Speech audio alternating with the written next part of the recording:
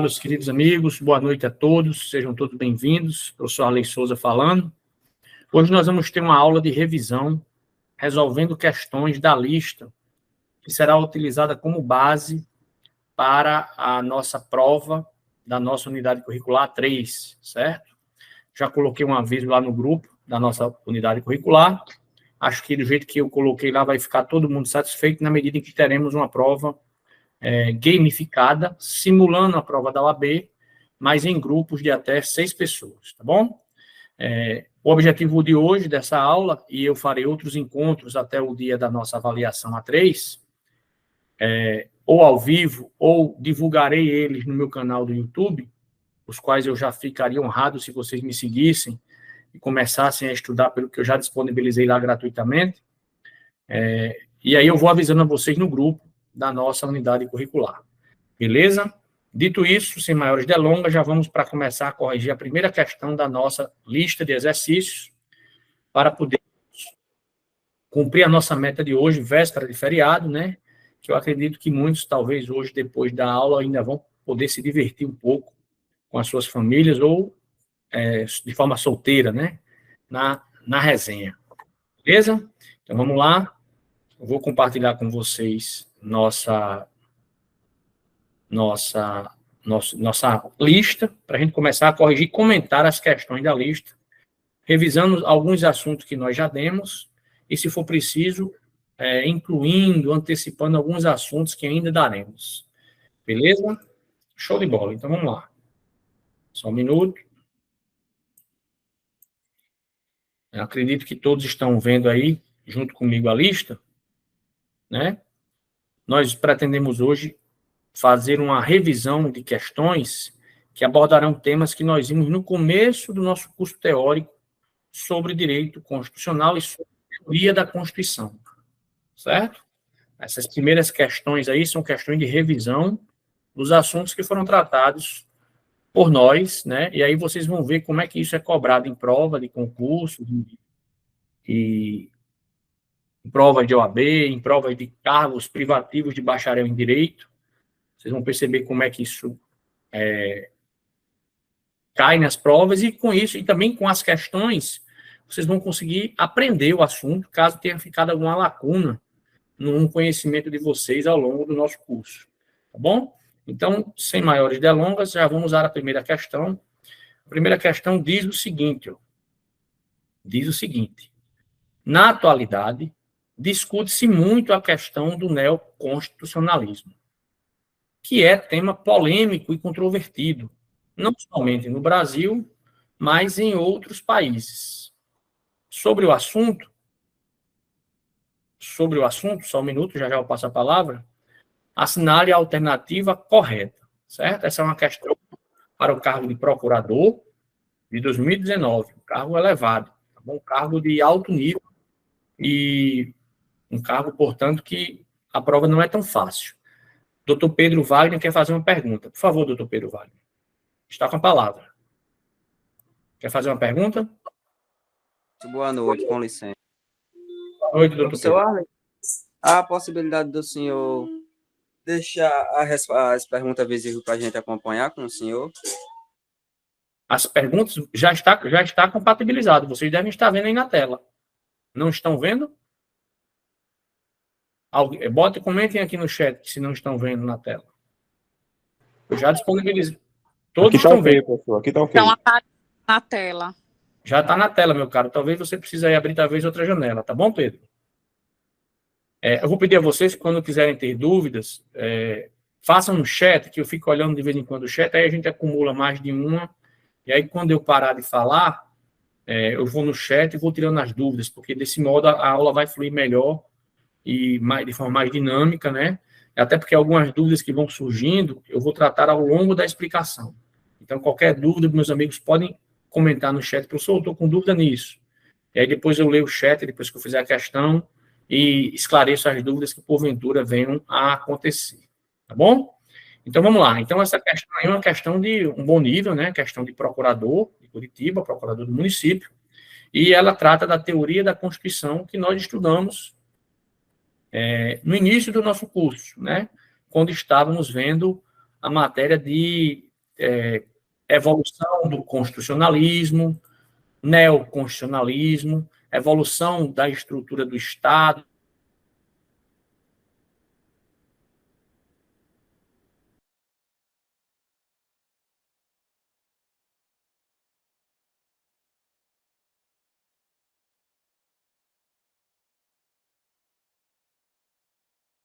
Isso nas aulas. Caiu a conexão? Voltou, né? Houve uma queda aí na conexão, meus amigos? Caiu, mas professor. Caiu, mas voltou, né? Beleza.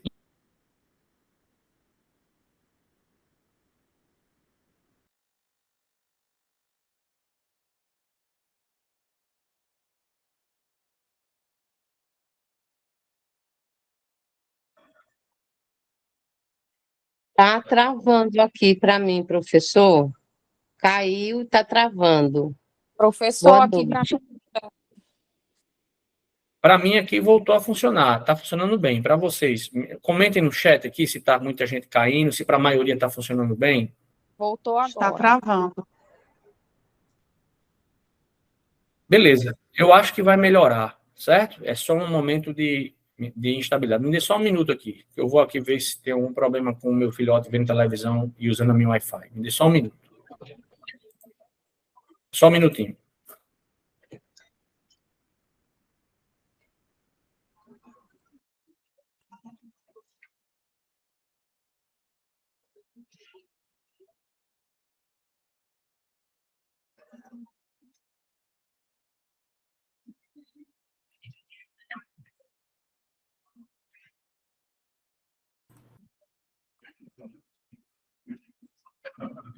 Acredito que vai melhorar agora, tá certo, meus amigos? Novamente, vamos retornar para a questão e debater. Então, essa questão trata desse tema, né? Neoconstitucionalismo.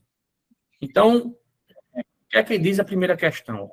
Ele diz o seguinte: o neoconstitucionalismo é uma teoria francesa importada pelo STF com o objetivo de flexibilizar o princípio da legalidade. Primeiramente, a gente tem que ter noção do seguinte: neoconstitucionalismo não é uma corrente que surgiu apenas na França, certo? O neoconstitucionalismo foi um movimento filosófico, jurídico-filosófico. Tem alguma pessoa com o microfone ligado? Se puder inativar, eu agradeço. Que não nasceu exclusivamente em um país ou outro. O neoconstitucionalismo, ele foi um movimento que envolveu vários países. Ele nasceu pós Segunda Guerra Mundial, quando as potências europeias perceberam que as garantias previstas nas leis infraconstitucionais, ou seja, o Estado de direito legal, não foi suficiente para impedir as atrocidades do nazismo, pois a Alemanha nazista, nós estudamos isso, agiu dentro de um Estado de direito baseado na lei, mas a partir de uma perspectiva positivista, em que o próprio direito produzido na Alemanha autorizava aquela barbárie cometida em face dos judeus. E, portanto, essa afirmação está errada, certo? O neoconstitucionalismo não é um movimento francês, é um movimento que, inclusive, teve mais força, começou a se fortalecer justamente nos países em que o nazismo e o fascismo se concretizaram ao longo da história e chegaram a cometer aqueles absurdos que nós conhecemos da Segunda Guerra. Então, se fôssemos para dar uma origem de um país onde nasceu o neoconstitucionalismo, poderíamos dizer que as primeiras ideias do neoconstitucionalismo vieram da comunidade internacional, vencedora da guerra, mas se desenvolveram muito fortemente na Alemanha e na Itália, que foram os principais países que desrespeitaram direitos humanos e, portanto, e a partir de um Estado de direito legal, cometeram inúmeras atrocidades em face dos seres humanos judeus, certo?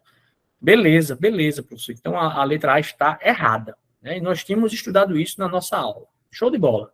A letra B, vamos pular a letra B, a letra C diz o seguinte, a letra C diz o seguinte, dos pontos chaves para a compreensão do neoconstitucionalismo é a superação do dogma da supremacia da Constituição. Ora, essa alternativa está completamente errada, certo? O neoconstitucionalismo, Pedro, se você puder fazer a sua pergunta no chat, eu agradeço. Você levantou a mão, se puder fazer a sua pergunta no chat, eu respondo lá. Beleza?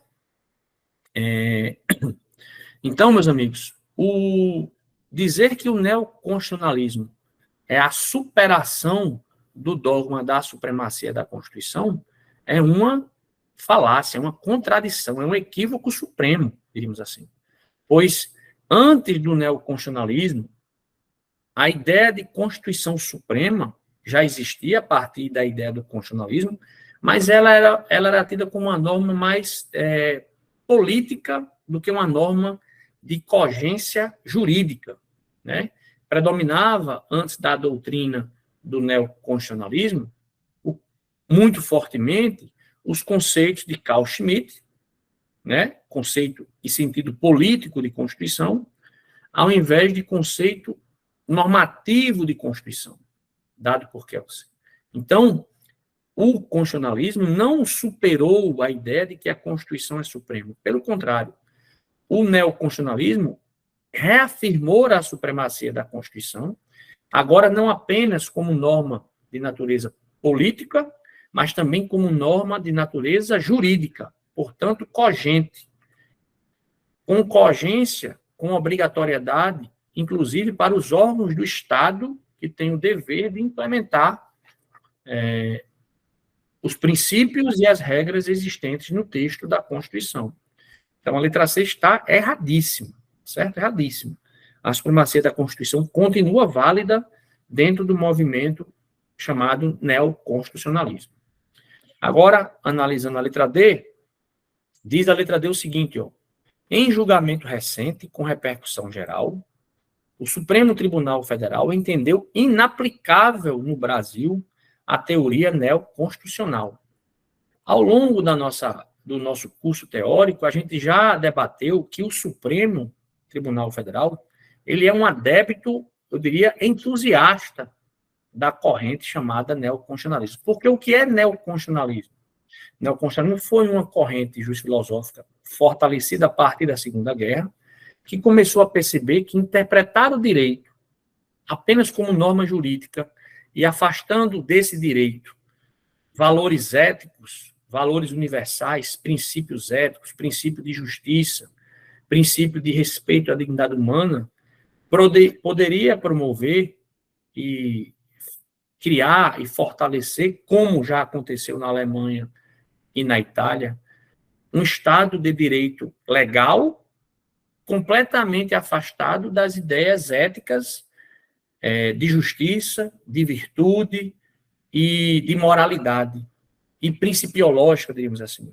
Então, o neoconstitucionalismo veio para reaproximar o direito, que se afastou cada vez mais das ideias e da ética, da moral, para se tornar uma teoria pura do direito. O neoconstitucionalismo veio justamente para reaproximar o direito dos princípios jurídicos, dos princípios éticos, dos valores previstos no texto constitucional.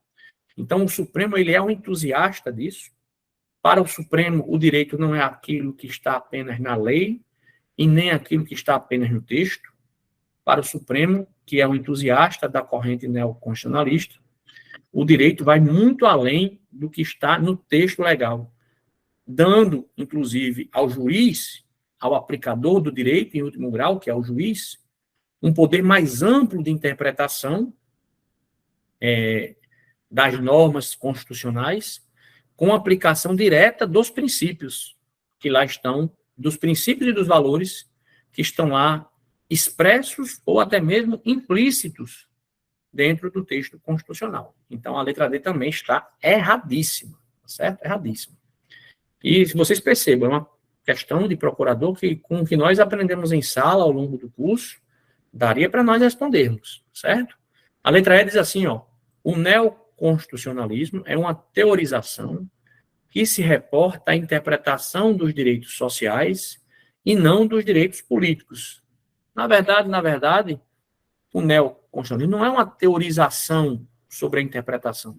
E mais, é claro que o neoconstitucionalismo traz novas ideias sobre a interpretação da Constituição, mas ele também se aplica aos direitos sociais, aos direitos políticos, que são direitos fundamentais de primeira dimensão, aos direitos fundamentais de liberdade, igualdade, liberdade de pensamento, liberdade de expressão, liberdade da informação. Então, dizer que a teorização neoconstitucionalista, naquilo que diz respeito à interpretação, não se aplica aos direitos políticos, torna essa alternativa completamente errada. E aí só sobra, né, professor, a letra B, né? Então vamos ver se a letra B está correta. Vamos ver. Um dos temas recorrentes para o entendimento do neoconstitucionalismo é a tensão entre constitucionalismo e democracia. Não sei se vocês se lembram, mas num dos slides de nossas aulas iniciais, eu fiz até um quadrozinho em que eu colocava assim, constitucionalismo versus democracia. Por quê, professor? Há uma aparente contradição entre constitucionalismo e democracia. Porque a Constituição ela é a norma suprema de um povo. E ela é uma norma suprema que hoje tem valor jurídico e, portanto, obriga tanto as instituições como esse próprio povo. E a Constituição existe para dar estabilidade jurídica a um país, a um Estado. Já o povo, a democracia, a vontade popular, muitas vezes quer respostas mais rápidas para os seus problemas. E, por que não dizer, maiorias contingenciais, ou seja, circunstanciais, que se formam dentro dos grupos sociais de tempos em tempos, em intervalos até mesmo pequenos, essas maiorias, muitas vezes, tendem a tentar reformar o Estado independentemente dos valores e princípios constitucionais lá expressos. E por isso se reconhece, parte da doutrina reconhece que há uma tensão entre o constitucionalismo e o valor da Constituição como norma suprema, que freia esses ímpetos revolucionários, diríamos assim, esses ímpetos de mudanças rápidas que muitas vezes o povo deseja, né? Já que o povo numa democracia, o poder é do povo, né? Já que o povo deseja, às vezes, mudanças muito rápidas, muito drásticas da ordem jurídica, às vezes até de forma revolucionária. Então, um exemplo de tensão que nós temos entre o constitucionalismo e a democracia por exemplo, imaginemos que a maioria do povo colocasse em votação aí a pena de morte para estupradores, por exemplo. Sem nenhuma dúvida, se isso fosse colocado para ser decidido democraticamente, com base apenas no voto e o processo eleitoral, é provável que essa pena fosse aprovada pelo povo, né? O legislador, democraticamente, poderia tentar fazer uma lei para atender esse anseio do povo, que quer uma punição de morte, por exemplo, para um crime dessa natureza tão hediondo, né? Só que a Constituição, ela impõe limites às penas aplicáveis aos indivíduos, mesmo nos crimes hediondos. E uma dessas limitações é a vedação à pena de morte, que só pode ser aplicada no Brasil havendo, por exemplo, guerra declarada. Então, esse constitucionalismo, essa ideia de supremacia da Constituição como norma jurídica que limita as decisões democraticamente tomadas pelas maiorias circunstanciais, coloca, muitas vezes, o constitucionalismo e a democracia em uma relação tensionada, em uma relação conflituosa, aparentemente. E é reconhecida pela doutrina constitucionalista, mas que é uma perspectiva definida por essa doutrina. Já a outra parte diz que é justamente em virtude do constitucionalismo, que dá uma estabilidade e direitos e garantias fundamentais a todos, que as maiorias contingenciais, as maiorias circunstanciais que se formam nos grupos sociais, não se tornam tiranias da maioria, né? É preciso ter limites até mesmo para o poder da maioria, porque senão a democracia se tornaria não o poder do povo e da maioria do povo, mas sim o poder do povo, da maioria do povo, tiranizando minorias, conforme já aconteceu na história, como, por exemplo, na Alemanha, né? Na Alemanha, a maioria apoiava completamente o regime nazista e autorizou que o Estado nazista, por meio das suas leis, majoritariamente aprovadas no parlamento, ou seja, democraticamente aprovadas no parlamento, promovessem agressões à dignidade humana as mais bárbaras possíveis. Então, a nossa alternativa correta para essa questão 1 é a letra B, tá certo? E veja que uma questão que a gente pode aprender com a questão, né? A gente reflete e relembra as aulas teóricas e consegue acertar as questões, beleza? Dito isso, vamos para a questão 2. Eu vou olhar aqui o chat, se tem alguma dúvida, para podermos responder. No chat não tem nenhuma dúvida. Quem for tendo dúvida, por favor, vá comentando aqui no chat, que eu vou tirando as dúvidas no chat. Beleza, pessoal? Pelo que eu estou vendo aí, a internet estabilizou, né? O que é muito bom. Show de bola. Vamos para a questão 2. Nós vamos tentar analisar 8 questões hoje, certo? Se der tempo. Também uma questão aqui, ó, de delegado de polícia, ó. Questão de 2015, uma questão de delegado de polícia é um cargo concorrido, é um cargo difícil, certo? E essa questão diz assim, ó, acerca da teoria geral das constituições, assinale a alternativa correta. Beleza. O que diz a alternativa A? A alternativa A diz assim, ó, Hans Kelsen concebe 2 planos distintos do direito. O plano jurídico positivo, que são as normas positivadas, colocadas no texto da Constituição ou no texto da lei. E o plano lógico-jurídico, que é situado no plano lógico, como a norma fundamental hipotética pressuposta, criando-se uma verticalidade hierárquica das normas. Essa alternativa está completamente certa, certo? Foi justamente isso que nós estudamos quando estávamos vendo os sentidos da palavra Constituição. Nós estudamos que a Constituição, a palavra Constituição, ela tem vários sentidos e ficou documentado na doutrina constitucionalista 3 sentidos principiológicos.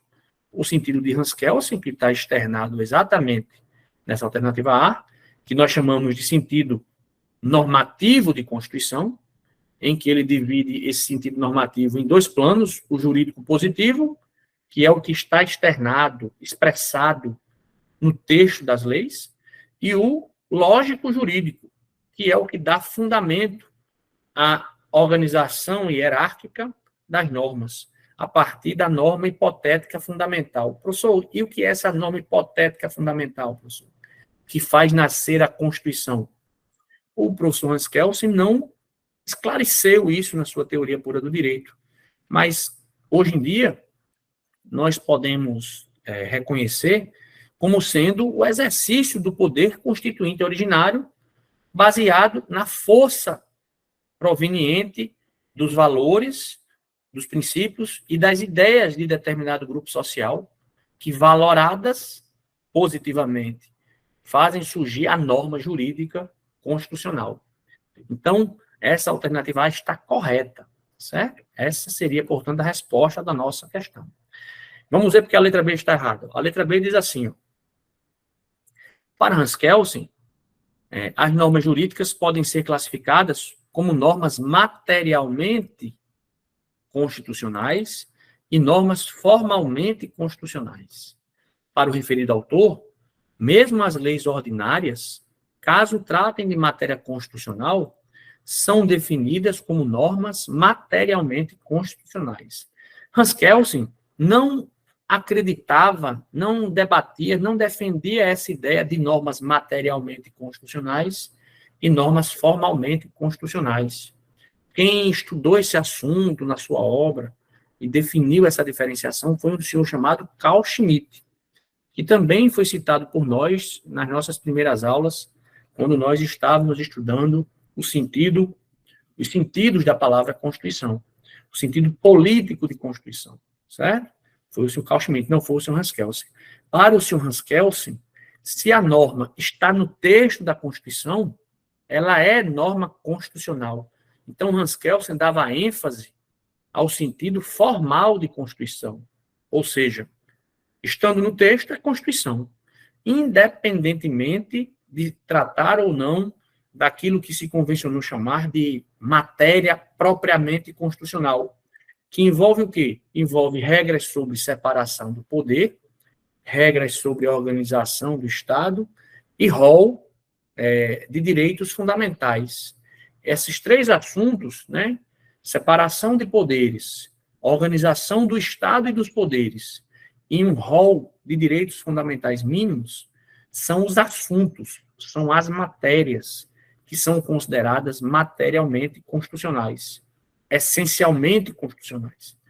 Tudo mais que está na Constituição, e a nossa Constituição é rica em disposições que são meramente formais, né, que estão no texto da Constituição meramente por estarem na sua forma, como, por exemplo, a norma que prevê que o Colégio Pedro II, localizado no Rio de Janeiro, será mantida na órbita federal. Essa norma não tem nenhum conteúdo substancialmente constitucional, mas ela está lá.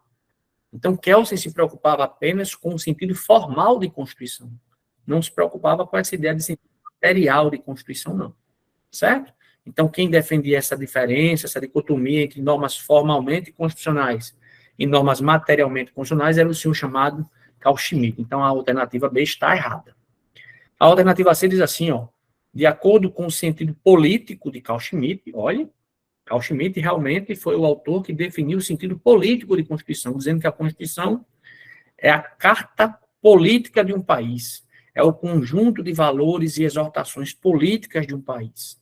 Ela não tem força normativa em si, pois ela traz no seu texto ideais políticos, perspectivas políticas e programas a serem alcançados, e não deve, por isso, ser tratada como uma norma jurídica, propriamente dita, e sim como uma norma política. Essa era a ideia de Carl Schmitt.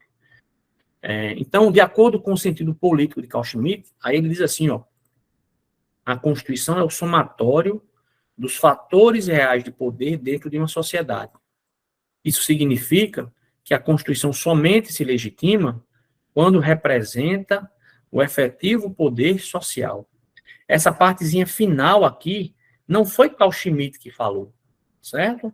Essa partezinha final aqui, ela é uma referência às lições do senhor chamado Ferdinand Lassalle, quando ele sistematizou a ideia na sua obra do sentido lógico de Constituição, sentido sociológico de Constituição, defendido pelo senhor Ferdinand Lassalle.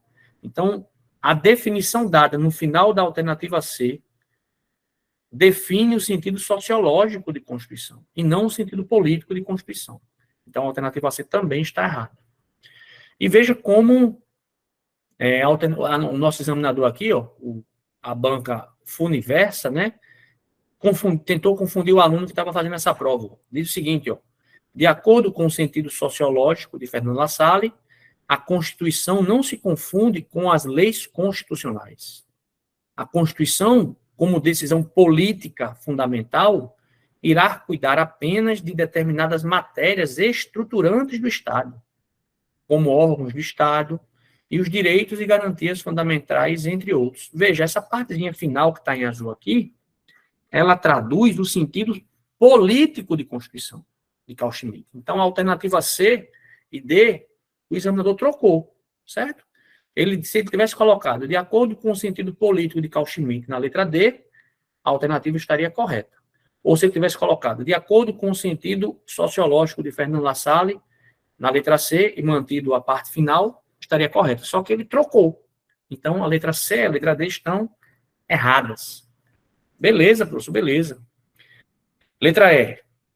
Vamos ver por que ela está errada.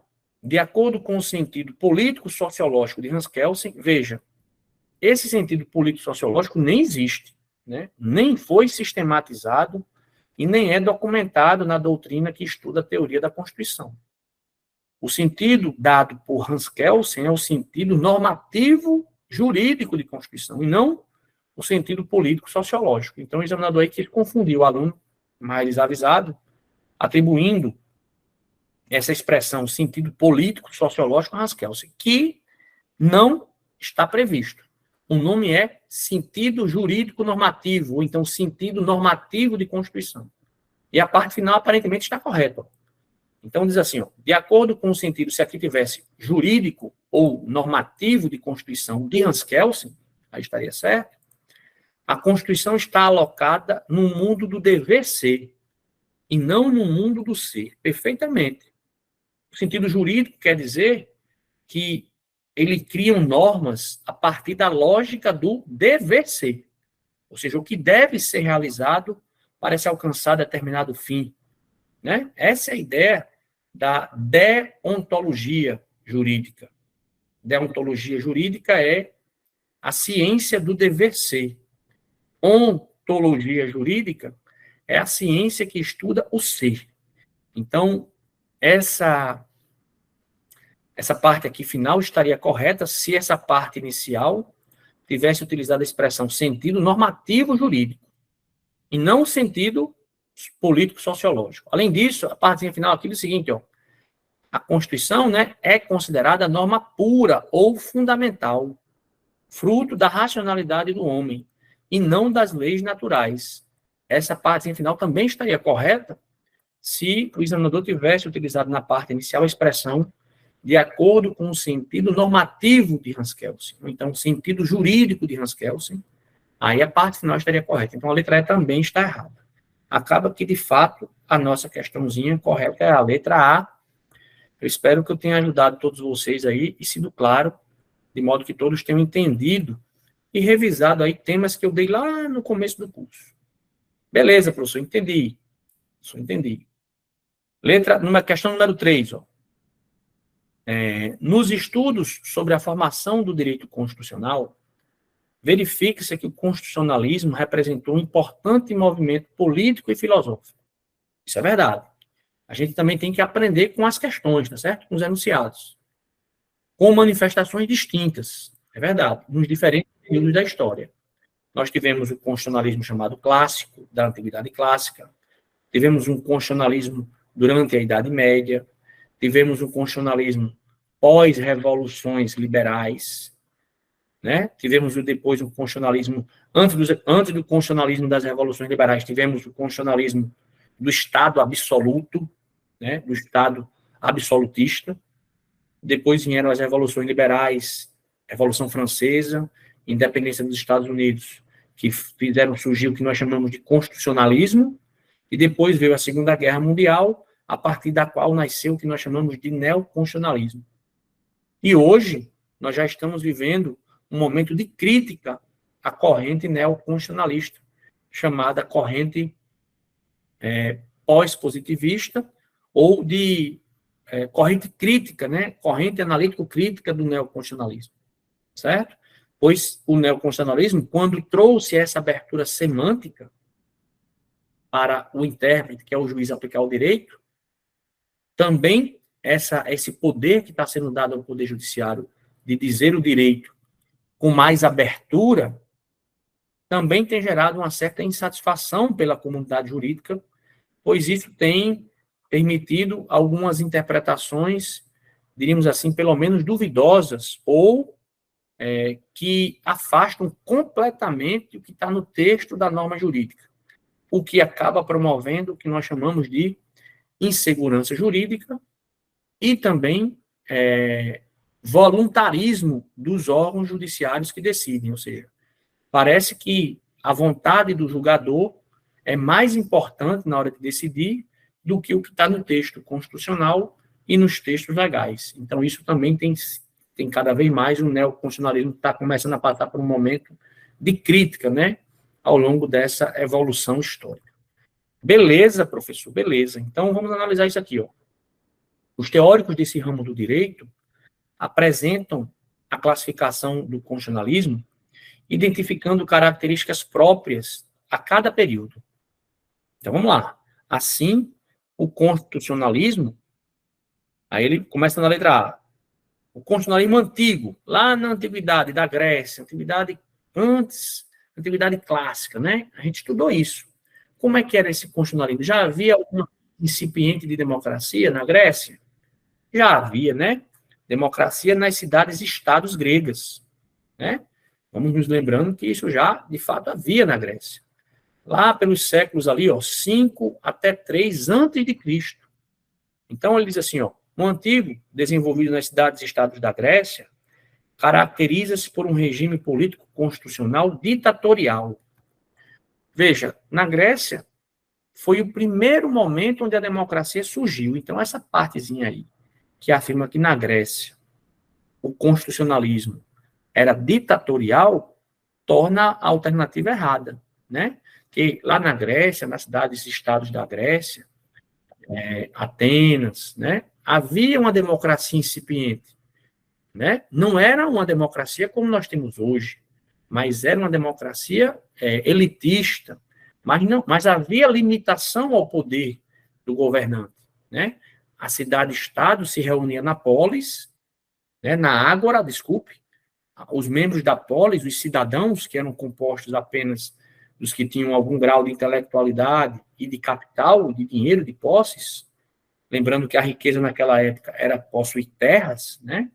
Esses participavam da vida política na Grécia. Então, dizer que o constitucionalismo das cidades-estados gregas caracterizou-se por um regime político constitucional ditatorial está equivocado, né? Aí ele complementa aqui para deixar mais errado ainda, cujo poder político é concentrado no chefe político e o exercício do governo é afastado dos governados, né? Não era isso que acontecia na Grécia, né? Na Grécia, nós lembremos, ela é o berço da democracia. É claro que uma democracia inicial, bem diferente do que nós temos hoje, né? Uma democracia elitista, uma democracia realizada pelos cidadãos gregos. E cidadãos entendam não todos os membros do povo grego, mas apenas aquela pequena elite de poder que tinha direito de participação política nas decisões da polis. Então, a alternativa A está errada. Beleza, professor, beleza. A alternativa B diz assim, na Idade Média, marcado pela Magna Carta inglesa de 1215, o constitucionalismo caracteriza-se pelo avanço do absolutismo, tendo em vista que esse documento confere poder ilimitado e absoluto ao rei, sobretudo nas questões referentes à propriedade. Muito pelo contrário, não é isso? Na Idade Média, nós temos que lembrar que predominava o feudalismo, a fragmentação do poder político, a fragmentação do poder do Estado. Não existia a figura de um rei com poder absoluto. Existia a figura dos senhores feudais, ou seja, cada um com seus nacos de poder nos seus feudos. Então, a ideia de que na Idade Média já existia um Estado absoluto está equivocada. Além disso, a Magna Carta inglesa foi o primeiro documento registrado que buscou limitar o poder do rei, né? Eu até lembrei para vocês, né, quando eu estava dando aula, que essa Magna Carta Libertatum disse ao rei mais ou menos o seguinte: olhe, rei, se você quiser vir taxar nossa propriedade, nossas riquezas, você só vai poder fazer se a gente, nobres, que na época eram cidadãos da época, concordar por meio de uma lei, por meio de um ato normativo aprovado pelos nossos representantes no parlamento. E foi dessa Magna Carta que nasceu a figura do parlamento, né? Que na Inglaterra tem duas casas, né? A Câmara Alta, a Câmara Baixa, onde nós temos representantes do povo, né? Representantes da nobreza, mas foi daí que nasceu a ideia de um parlamento representando os interesses da nobreza, certo?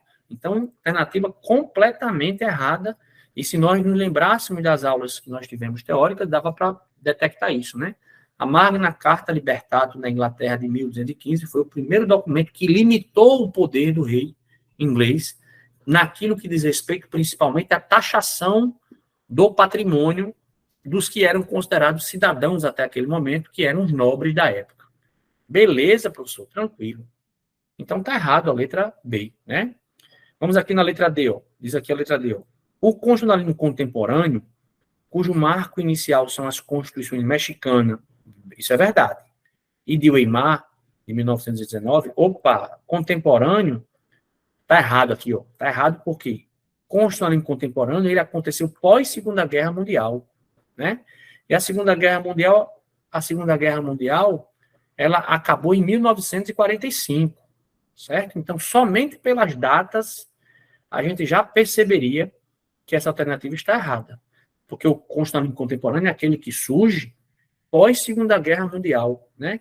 Que está bastante impregnado pela corrente filosófica chamada de neoconstitucionalismo.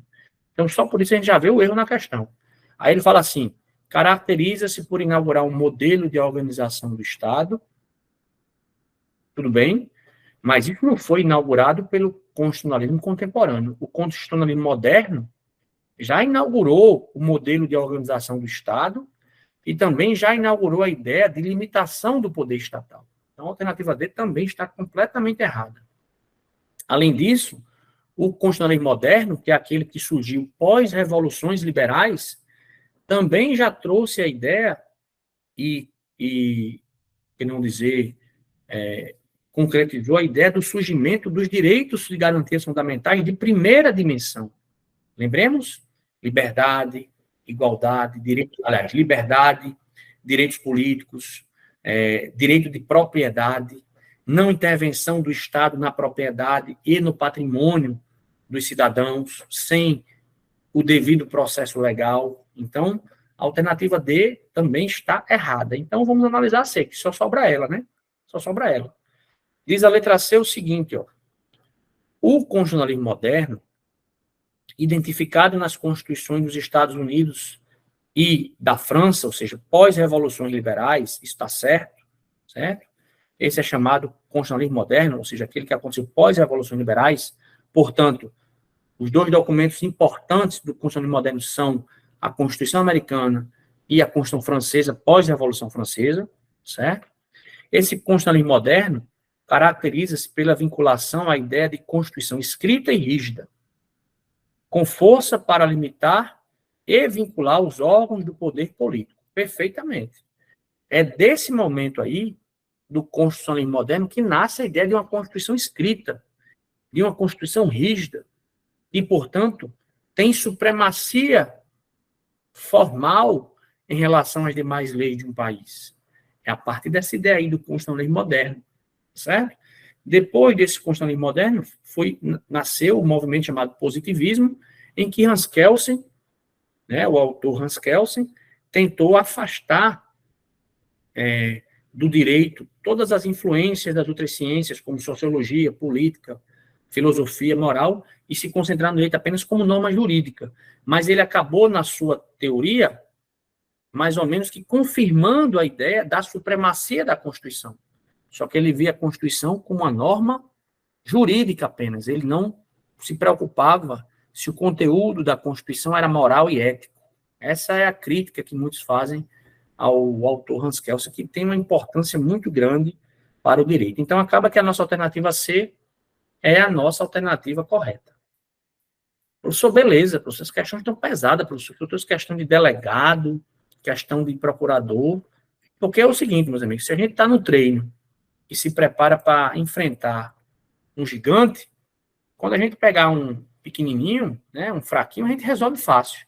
Né? Então, estou preparando vocês, né, já para ter uma percepção de como esses assuntos são cobrados em provas um pouco mais difíceis, mas para vocês entenderem que como com aquele conhecimento a gente conseguiria resolver as questões, certo?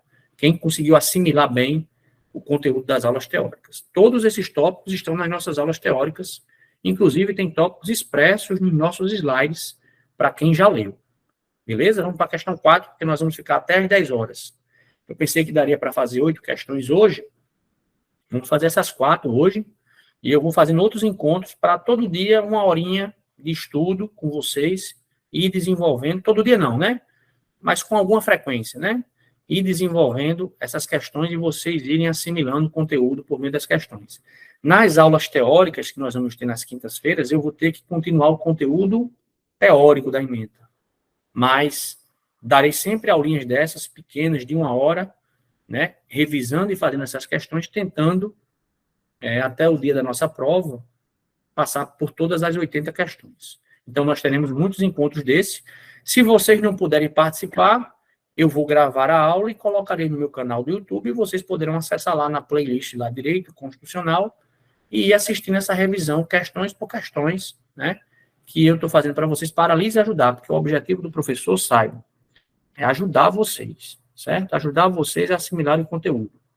O professor não tem nenhuma intenção de para aluno nenhum. Então, se alguém tem isso na cabeça e acha que o professor tem alguma vontade de prejudicar vocês, vocês estão enganados, certo?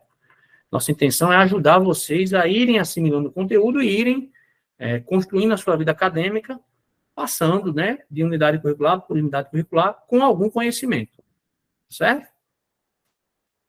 Posso sim, viu, Pedro?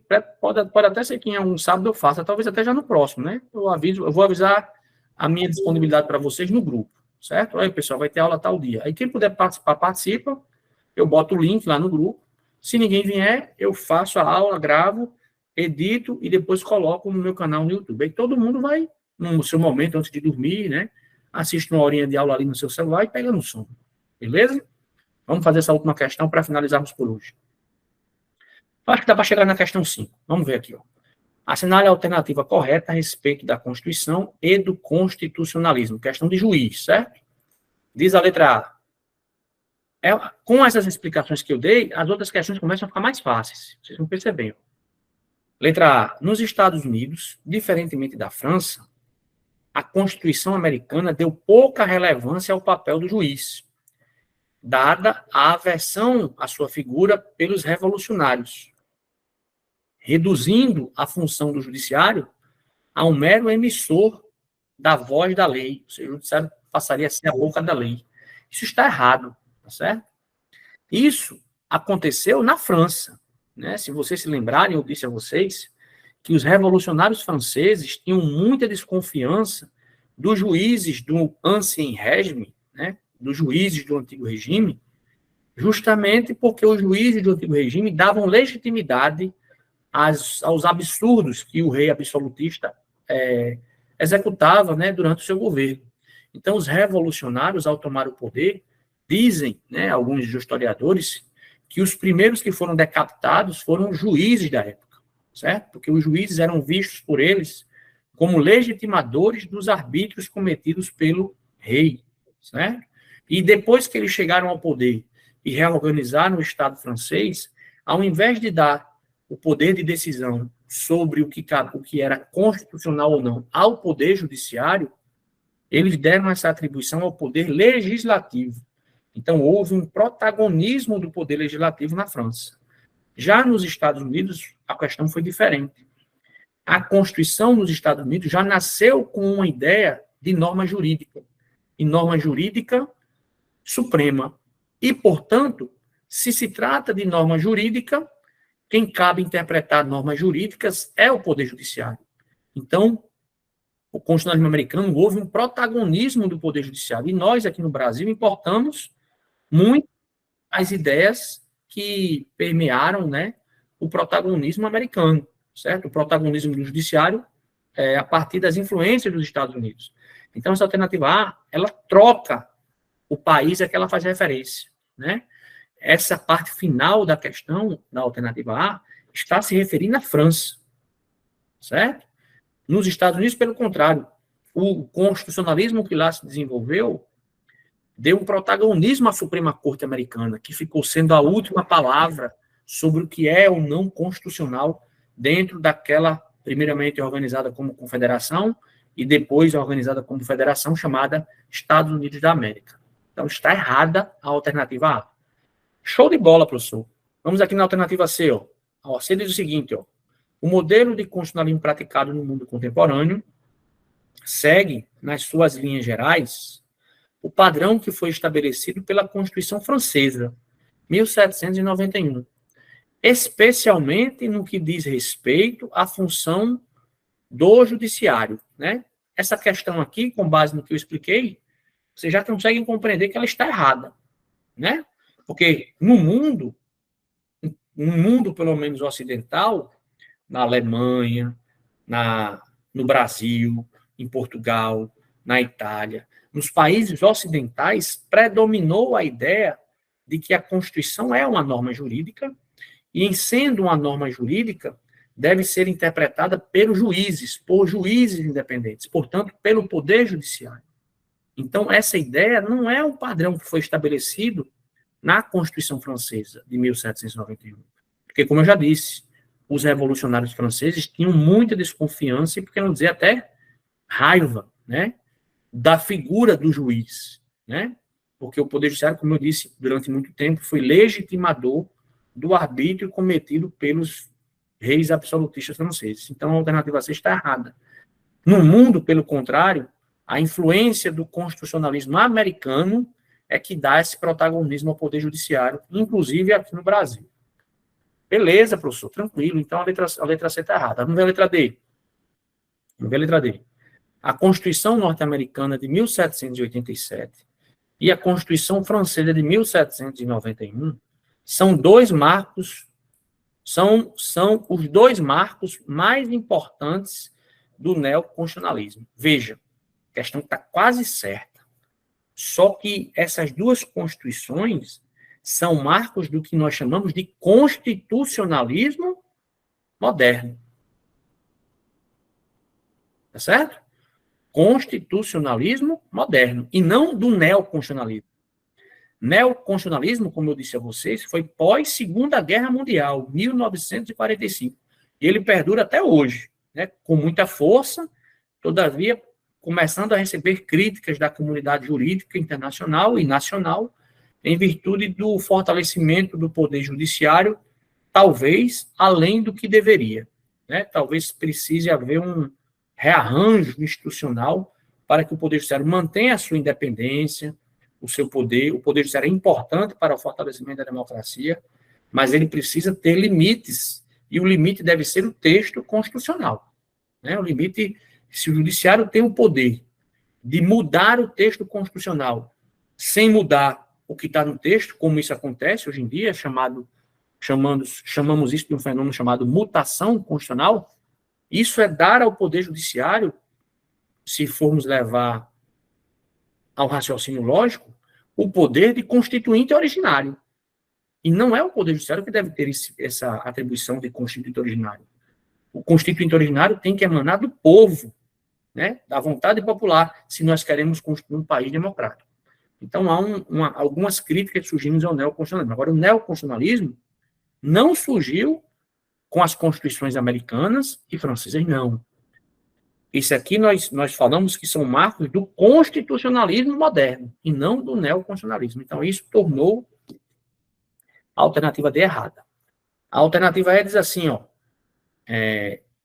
a influência, aliás, influenciada pela Revolução Francesa e pelas revoluções americanas, sim, nós recebemos influência dessas duas constituições. A Constituição Brasileira de 1824 continha um importante rol de direitos civis e políticos. Lá tinha algumas declarações de direitos na Constituição de 1824. Era um rol pequeno, certo? Tendo adotado a separação tripartite de Montesquieu na divisão e no exercício do poder político. Quando ele falou isso no finalzinho da alternativa, ele tornou a alternativa errada. Porque eu quero que vocês se lembrem que durante a Constituição de 1824, o Brasil adotou a teoria quadripartite de poder. Quadripartite. Certo? Teoria essa que foi desenvolvida por um autor chamado Benjamin Constant. Certo? Ele dizia que existia o poder legislativo, o poder executivo, o poder legislativo e o poder judiciário. E quando esses três poderes não estavam se entendendo, existia o poder moderador, que era quem? O rei. Né? Então, o poder moderador estava acima desses outros três poderes. Então, o rei exercia a função de poder executivo e de poder moderador. Isso é típico dos regimes imperialistas, tiranos, né? Absolutistas, e não de regimes democráticos. Na nossa Constituição moderna, né, de 1988, e desde a Constituição Republicana de 1891,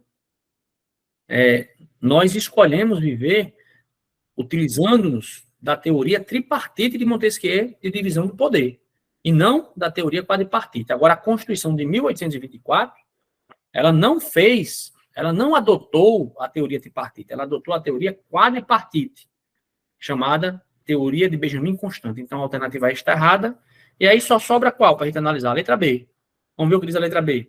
Para a gente poder finalizar agora às 10 horas, né? A letra B diz assim: a Constituição Francesa de 1791 construiu um sistema fundado na supremacia do legislativo. Olhe, isso é verdade, nós já falamos isso.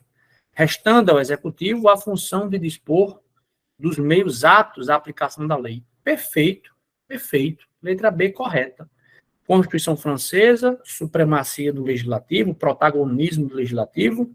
Franceses, pós-revolução francesa, com muita desconfiança e mal-estar em face dos juízes terem sido legitimadores do Ancien Régime, portanto, criaram uma Constituição em que o poder legislativo tinha o protagonismo e decidia as questões principais da nova República Francesa que nascia. Beleza? Dito isso, questão 4, nós ainda temos 4 minutos. Vamos fazer essa questão 5, que ela é muito fácil. E aí a gente acaba por hoje. Sobre o controle de políticas públicas pelo Poder Judiciário, é correto afirmar que a base teórica que privilegia os princípios, tornando um juiz um agente das transformações sociais, atuando não só na verificação da constitucionalidade formal, mas também na observação das questões materiais relativas às próprias políticas, é conhecida como substancialismo, certo? Substancialismo. O que é substancialismo, professor? É a doutrina que prescreve que o Poder Judiciário, no momento que vai controlar, que vai atuar, exercendo o controle de políticas públicas, ou seja, o controle da administração pública, que é a quem cabe implantar e executar as políticas públicas, ele não deve estar atento apenas às normas formalmente constitucionais.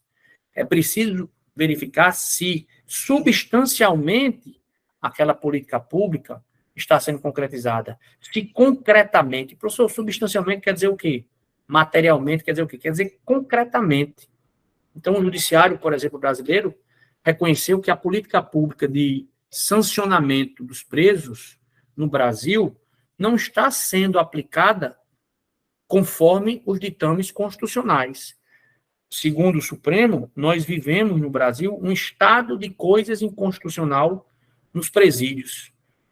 E cabe, portanto, o judiciário, por meio dos seus instrumentos, forçar, exigir, determinar que a administração pública, que é quem cabe concretizar substancialmente a política pública de segurança pública e de implantação das punições dos presos, fazer com que eles apliquem as punições dentro dos princípios constitucionais de respeito à dignidade humana, de garantia de uma dignidade mínima do preso, de respeito à integridade física do preso. Tudo isso está na nossa Constituição.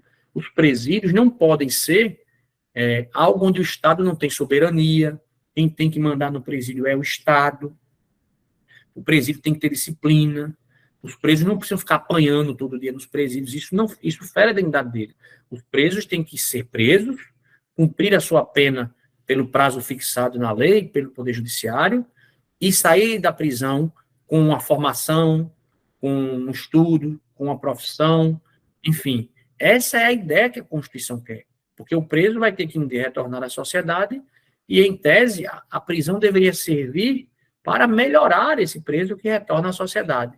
Mas o Supremo percebeu, e isso é notório por todos nós, considerando até os episódios acontecidos recentemente, há uns 5 anos atrás, em que houve degola de presos, guerra de facão, preso cortando o braço um do outro, coisa mais feia do mundo, Então a gente percebeu que o Estado perdeu o domínio do presídio. E aí o Estado foi condenado, e vai ser condenado a muitas indenizações, e quem é o Estado? Somos nós que vamos ter que pagar essa conta, porque nós, ao elegermos os nossos representantes, não elegermos pessoas que tenham competência ou, pelo menos, compromisso no que toca à política pública dos presídios, concretizar os direitos constitucionais daqueles que estão presos. Então, essa é a ideia do substancialismo, certo? Então, com isso, meus amigos, nós encerramos essa questão 5. Eu agradeço a atenção de todos. Nossos encontros terão no máximo 1 hora, ok? Para que não fique enfadonho. E a cada encontro de 1 hora nós vamos aí resolvendo questões. A aula ficará gravada. Eu vou fazer uma ediçãozinha para depois colocar no meu canal no YouTube e vocês poderão revisar depois também, né? Quem não assistiu ou quem assistiu, se quiser revisar, revise, tá bom? Agradeço a atenção de todos, desejo uma boa noite, um bom feriado, e caso surja a oportunidade de gravar outra aula, eu avisarei no grupo. Teve uma colega que levantou a mão. Boa noite, professor. Obrigada. De nada, foi um prazer. Doutor Ale, o meu canal, né, é Professor Ale Souza. Você vai lá, botar lá no YouTube, Professor Ale Souza, e lá vão ter várias listas, playlists, com várias matérias, já que eu estou divulgando assunto gratuitamente, muito voltado para concurso, né? Mas essas aulas também servem para concurso público, certo? E divulgo gratuitamente para que vocês assimilem aqueles que têm menos condições de investir em cursinho, né? Terem acesso ao conteúdo e, por si só, pelo seu próprio mérito, seu próprio estudo, poderem galgar aí nas suas carreiras outros degraus maiores e outras realizações maiores, tá bom? Agradeço a todos, uma boa noite, foi um prazer estar com vocês, até a próxima. Valeu!